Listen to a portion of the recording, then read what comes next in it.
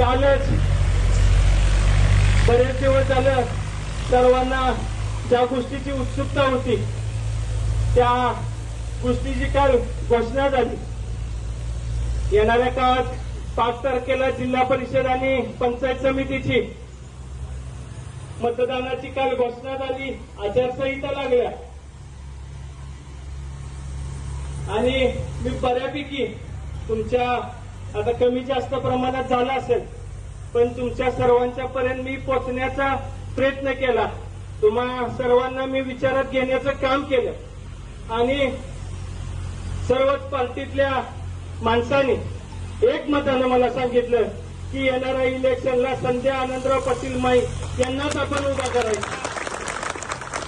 त्याच पद्धतीनं तुमच्या सर्वांच्या मागणीनुसार जयंत पाटील साहेबांच्याकडे आपण मागणी केली आणि साहेबांनी देखील सुद्धा आपल्यावरती खूप मोठा विश्वास दाखवला आणि येणाऱ्या काळात आपल्याला जिल्हा परिषदेची अधिकृत दृष्ट्या उमेदवारी घोषित होईल एवढंच मी तुम्हाला या ठिकाणी सांगतो. आणि आज मी तुम्हाला बोलवलं याच्यासाठी की वेळ अतिशय कमी आहे. 5 तारखेला मतदान आहे. 15-20 दिवस बघता बघता निघून जातील.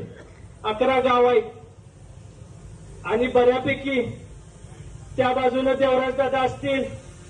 आपल्या गावातल्या प्रत्येक ठिकाणी आपल्या गावचे त्या गावातले प्रमुख असतील. ते सर्वजण अतिशय चांगल्या पद्धतीने त्या ठिकाणी नियोजन हाताळतात.